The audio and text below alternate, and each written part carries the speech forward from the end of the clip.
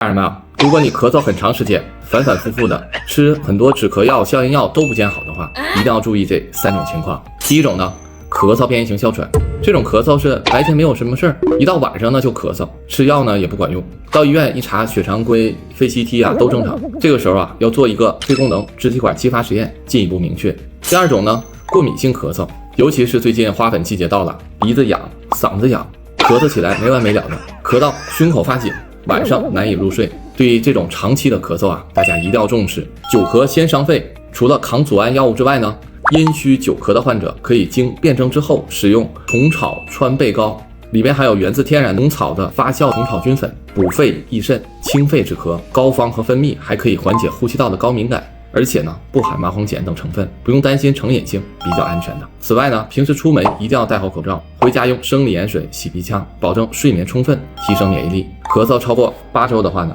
建议到呼吸科做个肺功能检查。第三呢，胃食管反流的咳嗽，这种咳嗽呢，它是刺激性腔咳，通常呢温病史都有反酸、烧心这些症状，可以做胃镜检查来明确诊断。如果以上的情况都不是的话，要考虑药物的问题。大家可以看看自己是不是在吃降压药，是不是某种普利的降压药呢？这类药物啊也可能引起干咳的。这回大家明白了吗？